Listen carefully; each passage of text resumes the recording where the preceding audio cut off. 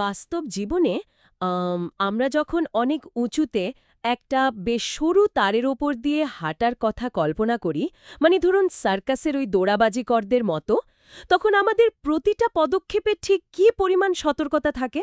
হুম পুরো মনোযোগ শুধু ওই এক টুকরো তারের উপর থাকে, একদম হাইপার ফোকাস যাকে বলে। ঠিক, একটা পা একটু এদিক ওদিক হলেই তো মানে একদম নিশ্চিত পতন। এই যে তীক্ষ্ণ মনোযোগ, এই যে প্রতিটা পদক্ষেপ মেপে মেপে ফেলা, এটা কিন্তু আমাদের টিকে থাকার জন্য খুব জরুরি। একদম তাই। এই সতর্কতাই তো আমাদের শারীরিকভাবে বাঁচিয়ে রাখে। কিন্তু আমাদের আজকের এই গভীর বিশ্লেষণে আমরা এমন একটা বিষয় নিয়ে কথা বলবো, যেখানে এই একই রকম সতর্কতার ধারণাটাকে শুধু শারীরিক নিরাপত্তার গণ্ডি থেকে বের করে মনস্তাত্ত্বিক এবং আধ্যাত্মিক জগতে প্রয়োগ করা হয়েছে। আমাদের সোর্স ম্যাটেরিয়ালে এই ধারণাটিকে বলা হয়েছে তাকওয়া। আর মজার ব্যাপারটা কি জানেন, এই শব্দটির একদম সাধারণ অনুবাদ করা হয় ভয় বা সতর্কতা হিসেবে।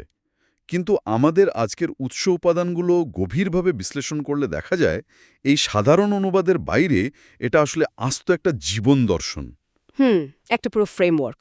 একদম। তো আমাদের আজকের মূল লক্ষ্যই হল টেক্সট থেকে এই ফ্রেমওয়ার্কটির পেছনের মনস্তত্ত্বটা বোঝা। এটা কিভাবে মানুষের আধ্যাত্মিক সক্ষমতার সাথে যুক্ত, কেন মানুষের মানসিকতার স্তরভেদে এর প্রয়োগ ভিন্ন হয়, আমরা সেসব দেখব। আর সবচেয়ে চমকপ্রদ যে দাবিটি টেক্সটে করা হয়েছে, কেন এই নির্দিষ্ট মানসিকতাটি ছাড়া যে কোনো ইবাদত বা উপাসনার ফলাফল গাণিতিকভাবে একেবারে শূন্য হয়ে যায়, আমরা সেই বিষয়গুলোর গভীরেও যাব। ঠিক। তবে যারা শুনছেন তাদের জন্য একটা কথা বলে রাখা ভালো, সোর্স উপাদানগুলো একটি প্রাচীন আধ্যাত্মিক ধারণাকে ভিত্তি করে লেখা হলেও এটা আসলে প্রতিদিনের জীবনে আমাদের সিদ্ধান্ত নেওয়ার প্রক্রিয়াকে প্রশ্ন করে। আমরা প্রতিনিয়ত যে ছোট বড় সিদ্ধান্ত নিই, সেখানে আমাদের নিজস্ব একটা ফিল্টার বা ছাঁকুনি কিভাবে কাজ করে, সেটা বোঝাই আজকের আলোচনার মূল উদ্দেশ্য। তো সরাসরি সংজ্ঞায় ঢোকা যাক। উৎস উপাদানে এই তাকওয়ার একটা বেশ আকর্ষণীয় এবং সত্যি বলতে কিছুটা খটকা লাগার মতো ব্যাখ্যা দেওয়া হয়েছে। খটকা লাগার মতো কেন? মানে সেখানে বলা হয়েছে যে কোনো বিষয়ে ক্ষতিকর কিছু না থাকার সত্ত্বেও তাতে প্রবেশ না করা। কেন? শুধু এই ভয়ে যে হয়তো সেখানে ক্ষতিকর কিছু লুকিয়ে থাকতে পারে। বুঝতে পেরেছি। ঠিক এই জায়গাটাতেই অনেক সময় একটা বিভ্রান্তি তৈরি হয়, কারণ বাহ্যিকভাবে দেখলে মনে হতে পারে এটা তো এক ধরনের অহেতুক ভীতি বা প্যারানয়া। হ্যাঁ, ঠিক তাই মনে হয়। যেখানে কোনো বিপদ নেই, সেখানে বিপদের ভয় করে নিজেকে গুটিয়ে রাখা তো কোনো সুস্থ মানসিকতার লক্ষণ হতে পারে না, তাই না? কিন্তু টেক্সট আসলে কোনো ক্লিনিক্যাল প্যারানয়ার কথা বলছে না। তাহলে বিষয়টা আসলে কি? এটা মূলত একটা প্রোঅ্যাক্টিভ মানসিকতার কথা বলছে। মানে এটা এমন একটা অবস্থা যেখানে মানুষ ভুল করার পর সংশোধনের চেয়ে ভুল করার সম্ভাবনাটিকেই আগে থেকে নির্মূল করতে চায়। চলুন বিষয়টা একটু খুলে বলি। ভুল করার সম্ভাবনা নির্মূল করা কি আদৌ সম্ভব? আমি যদি একটা উপমা দিই, ধরুন ইঞ্জিনিয়ারিং বা স্থাপত্যবিদ্যার কথা। আচ্ছা, বলুন। যখন কোনো স্থপতি একটা সেতু নির্মাণ করেন, তিনি কিন্তু শুধু সেতুটি ভেঙে যাওয়ার জন্য অপেক্ষা করেন না, বা সেতু দিয়ে ঠিক কতটুকু ওজন যেতে পারবে তার একেবারে শেষ সীমানায় গিয়েও কাজ করেন না।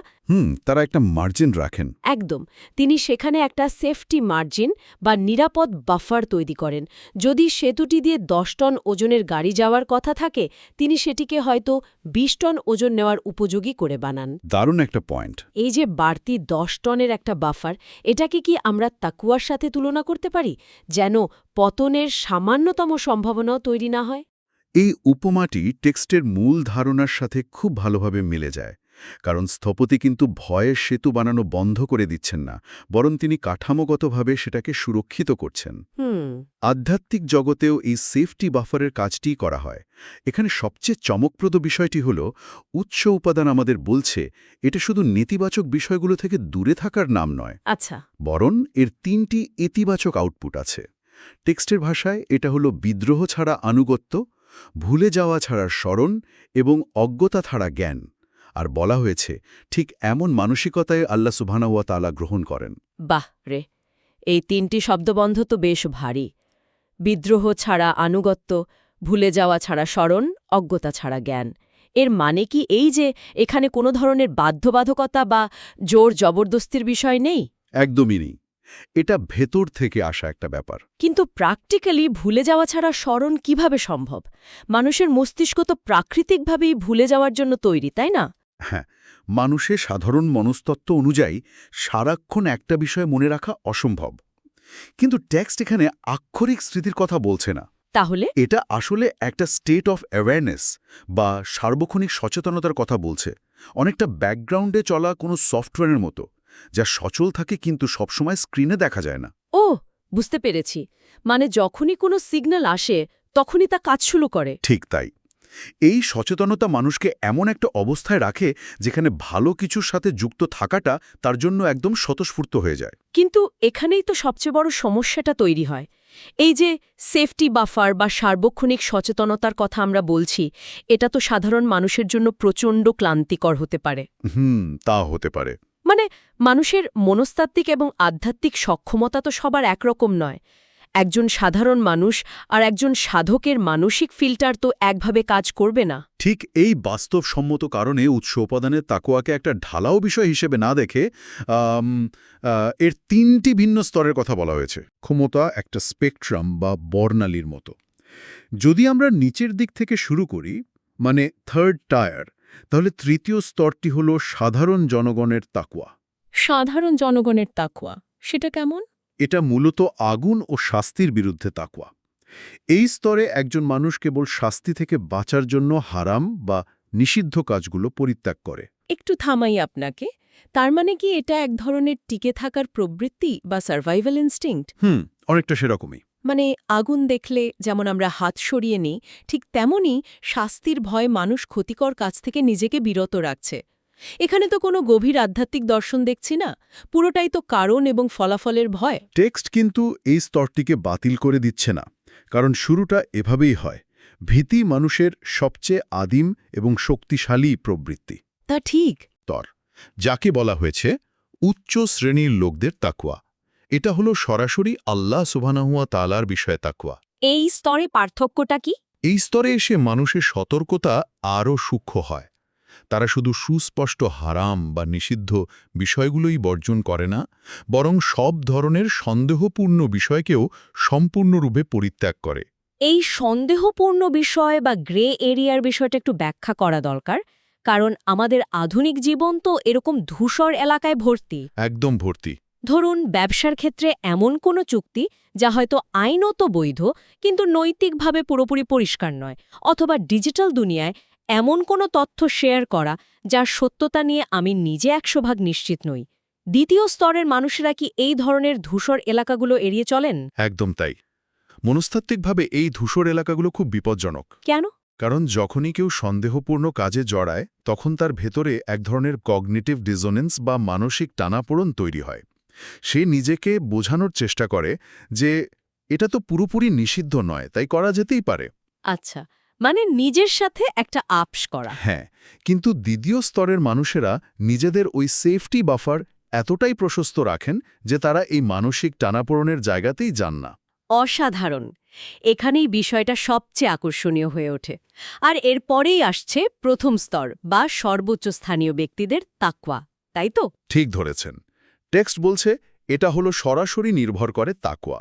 এর অর্থ হচ্ছে পরস্পর বিরোধী বিষয়গুলো পরিত্যাগ করা এবং সামান্যতম সন্দেহকেও পুরোপুরি বর্জন করা। কিন্তু পরস্পর বিরোধী বিষয় বলতে এখানে ঠিক কি বোঝানো হয়েছে? এখানে পরস্পর বিরোধী বলতে মূলত উদ্দেশ্য এবং কাজের মধ্যকার বিরোধকে বোঝানো হয়েছে। মানে একটু উদাহরণ দিয়ে বোঝাবেন? ধরুন কেউ একটা ভালো কাজ করছে, কিন্তু তার ভেতরে মানুষের প্রশংসা পাওয়ার সুপ্ত বাসনা আছে। এখানে কাজ এবং উদ্দেশ্যের মধ্যে একটা সূক্ষ্ম বিরোধ তৈরি হলো। ও রাইট, বাইরে ভালো কাজ, ভেতরে লোক দেখানো। ঠিক। এই সর্বোচ্চ স্তরের অর্থ হলো এমন একটা অবস্থা যেখানে মানুষের ভেতরে কোনো বিভাজন থাকে না, তার কাজ এবং উদ্দেশ্য সম্পূর্ণ একমুখী হয়। এটা সম্পূর্ণ নির্ভরতা এবং আত্মসমর্পণের একটা জায়গা। আমি যদি এই 3টি স্তরকে মনস্তাত্ত্বিক দিক থেকে বিশ্লেষণ করি, এটা অনেকটা একটা উল্টানো পিরামিডের মতো মনে হয়। উল্টানো পিরামিড কিভাবে? মানে পিরামিডের সবচেয়ে নিচের স্তরে থাকা মানুষগুলো পরিচালিত হচ্ছে শাস্তির ভয় থেকে, কিন্তু যত ওপরের দিকে ওঠা যাচ্ছে এই চালিকা শক্তি বা মোটিভেশন কিভাবে বদলে যাচ্ছে সেটাই সবচেয়ে ইন্টারেস্টিং। Very interesting point. যারা সর্বোচ্চ স্তরে আছেন তাদের মোটিভেশন কিন্তু আর কোনো ভয় নয়, বরং নিখাত নির্ভরতা। অর্থাৎ শুরুটা ভয় দিয়ে হলেও চূড়ান্ত গন্তব্যটি হল ভালোবাসার এবং পরম নির্ভরতার। চমৎকার বলেছেন। এটা একটা খুব সুন্দর মনস্তাত্ত্বিক উত্তরণ। মানুষের নিয়ত বা উদ্দেশ্য কিভাবে ধীরে ধীরে পরিপক্ক হয়, টেক্সট আসলে সেই ম্যাপটাই আমাদের সামনে তুলে ধরেছে। একজন মানুষ যখন শাস্তির ভয় থেকে শুরু করে এবং ধীরে ধীরে নিজের আত্মাকে পরিশুদ্ধ করে, তখন সে এমন এক পর্যায়ে পৌঁছায় যেখানে তার সমস্ত কাজের একমাত্র উদ্দেশ্য হয় সেই পরম সত্তার প্রতি পূর্ণ নির্ভরতা। এই পর্যন্ত আলোচনা করে আমরা বুঝলাম যে মানুষের সক্ষমতা ভিন্ন এবং স্তরগুলোও ভিন্ন, কিন্তু এই ভিন্ন ভিন্ন স্তরের মানুষগুলো একটা সমাজে বা একটা আধ্যাত্মিক কাঠামোতে কিভাবে একসাথে কাজ করে। এই প্রশ্নটার উত্তর সোর্স মেটেরিয়ালগুলোতে খুব সুন্দরভাবে দেওয়া আছে। হ্যাঁ, এর একটা অসাধারণ এবং খুব বাস্তবসম্মত রূপকের কথা আমাদের সোর্স উপাদানগুলোতে বলা হয়েছে। আমি সত্যি বলছি, এই রূপকটি আজকের এই পুরো আলোচনার সবচেয়ে শক্তিশালী অংশ। হ্যাঁ, রূপকটি সত্যিই অসাধারণ। যদি আমরা একটু বৃহত্তর দৃষ্টিকোণ থেকে দেখি, সেখানে এই পুরো কনসেপ্টটিকে তুলনা করা হয়েছে একটা নদীতে বয়ে চলা পানির সাথে। নদীর পানি। আকোয়ার যে ৩টি স্তরের কথা আমরা এতক্ষণ আলোচনা করলাম, সেগুলোকে তুলনা করা হয়েছে সেই নদীর তীরে রোপণ করা বিভিন্ন রং এবং প্রকারের গাছের সাথে। মানে এখানে নদীর পানিটা হলো সেই মূল সতর্কতা বা তাকওয়া, আর দুই তীরে সারি সারি গাছগুলো হচ্ছি আমরা, মানুষেরা। ঠিক। এখানে রূপকের সবচেয়ে গুরুত্বপূর্ণ জায়গাটা হলো নদীর পানি কিন্তু সব গাছের জন্যই এক। পানি কোনো বৈষম্য করছে না। পানির উৎস একটাই। কিন্তু নদীর তীরে থাকা প্রতিটি গাছ নদী থেকে পানি শোষণ করে তার নিজস্ব মর্ম, ক্ষমতা, তার কোমলতা এবং স্থূলতা অনুযায়ী। এই যে গ্রহণ করার ক্ষমতার পার্থক্য, এটাই নির্ধারণ করে দেয় গাছটির বিকাশ কেমন হবে। এই জায়গাটিতে একটু গভীর বিশ্লেষণ প্রয়োজন। নদীর কাজ হলো বয়ে চলা এবং জীবন দেওয়া, কিন্তু একটা বিশাল বটগাছ তার গভীর শিকড় দিয়ে যে পরিমাণ পানি শোষণ করতে পারবে, একটা ছোট ঝোপঝাড় তো আর সেই পরিমাণ পানি নিতে পারবে না, তাই না? আবার কিছু গাছের শিকড় অনেক গভীরে যায়, কিছু গাছের শিকড় মাটির কাছাকাছি থাকে। এই যে শিকড়ের গঠন আর গভীরতার ভিন্নতা, এটাই কি মূলত মানুষের ওই ৩টি স্তরের ভিন্নতাকে বোঝাচ্ছে? যার সক্ষমতা যত বেশি, সে তত বেশি পানি বা তাকওয়া শোষণ করছে। টেক্সটিক এটাই প্রমাণ করতে চাইছে। আধ্যাত্মিক পুষ্টির উৎস একটাই, কিন্তু মানুষের ভেতরের গ্রহণ ক্ষমতা বা তার অন্তরের অবস্থা নির্ধারণ করে দেয় যে সে ওই নদীর পানি থেকে কতটুকু লাভবান হবে। অসাধারণ একটা চিন্তা। এবং এই রূপকটি এখানেই শেষ হচ্ছে না। এর পরের অংশটি একটা ইকোসিস্টেম বা বাস্তুতন্ত্রের ধারণা দেয়। বলা হয়েছে ওইসব গাছ এবং ফল থেকে প্রাণীরা পরবর্তীতে যে উপকারিতা লাভ করে তাও নির্ভর করে তাদের মান ও মূল্যের ওপর। তার মানে ব্যাপারটা শুধু নিজের ভেতরে আটকে থাকছে না, নদীর পানি গাছে যাচ্ছে, গাছ থেকে ফল হচ্ছে, আর সেই ফল প্রাণীদের উপকারে আসছে। ঠিক। অর্থাৎ একজন মানুষের ভেতরের এই সতর্কতা বা তাকওয়ার মাত্রা তার চারপাশের সমাজ, প্রকৃতি এবং অন্য মানুষদের ওপরেও সরাসরি প্রভাব ফেলছে। যার তাকওয়ার স্তর যত উন্নত, তার কাজের মাধ্যমে সমাজ তত বেশি উপকৃত হচ্ছে। এটা আধ্যাত্মিকতার একটা দারুণ সামাজিক প্রয়োগ। আর এই রূপকটিকে ভিত্তি দিতে উৎস উপাদানে পবিত্র কুরআনের সূরা রাদের ৪ নম্বর আয়াতের একটা রেফারেন্স টানা হয়েছে। আয়াতে কি বলা হয়েছে? সেখানে বলা হয়েছে খেজুর গাছগুলোর একটি শিকড় এবং অন্যান্যদের বিভিন্ন শিকড়, তারা একই পানি থেকে সিক্ত হয় এবং তাদের কিছুকে আমরা অন্যগুলোর চাইতে বেশি ফলদান করি। সুবহানাল্লাহ! এই আয়াতটি পুরো রূপকটির সাথে একেবারে খাপে খাপে মিলে যায়। একই পানি, একই মাটি, অথচ ফলের স্বাদে, গন্ধে, পরিমাণে কত পার্থক্য। ঠিক তাই। এই বৈচিত্র্যটা খুব স্বাভাবিক এবং প্রাকৃতিক। টেক্সট আমাদের এটা বোঝাতে চাইছে যে আধ্যাত্মিক পথে সবার যাত্রা একরকম হবে না। কারো ফলন বেশি হবে, কারো কম। কিন্তু সবচেয়ে জরুরি বিষয়টা কি? সবচেয়ে জরুরি বিষয় হল নদীর সাথে সংযুক্ত থাকা, তাই তো? একদম। নদীর পানির সাথে সংযুক্ত থাকাটাই হলো মূল কথা। কারণ নদীর পানি ছাড়া যেমন গাছ বাঁচে না, তেমনি এই তাকওয়া বা সতর্কতা ছাড়াও আধ্যাত্মিক জীবনের কোনো অস্তিত্ব থাকে না। আর ঠিক এই সূত্র ধরেই সোর্স উপাদানের সবচেয়ে কঠিন এবং কিছুটা রূঢ় একটা দাবির মুখোমুখি আমাদের হতে হয়। আমরা তো সারা জীবন নানা ধরনের উপাসনা বা ইবাদত করার চেষ্টা করি, কিন্তু আমাদের কাজের মূলে যদি এই সতর্কতা বা সেফটি বাফার না থাকে তাহলে তার ফলাফল কি হবে? এটা একটা অত্যন্ত গুরুত্বপূর্ণ প্রশ্ন তুলে ধরে। টেক্সট এখানে কোনো রকম রাগধাগ ছাড়াই খুব স্পষ্ট একটা গাণিতিক হিসাব দিয়েছে। সেখানে বলা হয়েছে তাকওয়া ছাড়া অন্য কিছুর ওপর প্রতিষ্ঠিত যে কোনো ইবাদতের ফলাফল একেবারে শূন্য। শূন্য মানে জিরো? হ্যাঁ, একেবারেই জিরো। আপনি যতই চেষ্টা করুন, আপনার কাজের বাহ্যিক রূপ যতই সুন্দর বা নিখুঁত হোক না কেন, ফলাফল একেবারেই জিরো। এটা তো অনেক বড় একটা দাবি। এর পেছনে যুক্তিটা কি? এর পেছনের যুক্তিটা হলো পুরোপুরি স্ট্রাকচারাল বা কাঠামোগত। তাকওয়াকে টেক্সট একটা ভিত্তিপ্রস্তর হিসাবে দেখছে।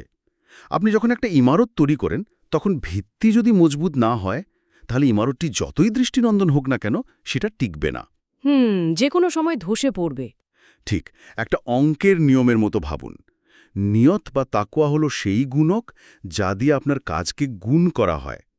গুণক যদি শূন্য হয় তাহলে ১০০টা ভালো কাজ করলেও তার গুণফল শূন্যই হবে। বাপরে! এই বিষয়টি বোঝাতে টেক্সটে পবিত্র কোরআনের সূরা তৌবার ১০৯ নম্বর আয়াতের একটা অত্যন্ত শক্তিশালী চিত্রকল্প ব্যবহার করা হয়েছে। সেখানে কি বলা হয়েছে? আয়াতে বলা হয়েছে, তাই সে কি উত্তম যে তার ভিত্তি স্থাপন করেছে আল্লাহ ভীতি ও তার সন্তুষ্টির ওপরে, নাকি সে যে তার ভিত্তি স্থাপন করেছে এক ভঙ্গুর ফাঁপা তীরের ওপর, এতে তা তাকে নিয়ে ভেঙে পড়েছে জাহান্নামের আগুনের ভিতর। ও মাই গড! ভঙ্গুর ফাঁপা তীরের ওপর চিত্রকল্পটা একবার ভেবে দেখুন। একটা সুন্দর বাড়ি তৈরি করা হচ্ছে নদীর এমন একটা পাড়ে যার নিচ দিয়ে মাটি সরে গেছে। একদম। বাইরে থেকে দেখে মনে হচ্ছে নিরেট মাটি, কিন্তু ভেতরটা একদম ফাঁপা। যে কোনো মুহূর্তে তা ধসে পড়তে পারে। আর তাকওয়াহীন যে কোনো কাজ বা এবাদতকে ঠিক এই ফাঁপা এবং ভঙ্গুর ভিত্তির সাথে তুলনা করা হয়েছে। কারণ আধ্যাত্মিকতার ক্ষেত্রে কোনো শর্টকাট বা বাহ্যিক শো অফ কাজ করে না। এই আয়াতের মাধ্যমে টেক্সট মূলত এটা প্রমাণ করতে চাইছে যে আপনি হয়তো আচার অনুষ্ঠান দিয়ে মানুষকে মুগ্ধ করতে পারবেন, কিন্তু মূল ভিত্তি যদি তাকওয়া না হয় তবে সেই কাঠামো টিকবে না। এটা কেবল সময়ের অপেক্ষা, কখন তা ভেঙে পড়ে। তাই তাকওয়া হলো সেই সলিড কংক্রিটের মতো যা যে কোনো আধ্যাত্মিক ইমারতকে ভেতরের ফাঁপা অবস্থা থেকে রক্ষা করে।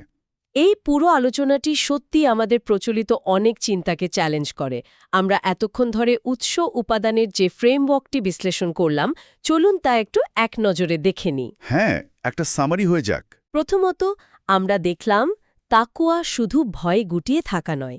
এটা হলো ক্ষতিকর কিছু এড়িয়ে চলার একটা প্রোঅ্যাক্টিভ মানসিকতা, যা আমাদের ভেতরে একটা সেফটি বাফার তৈরি করে।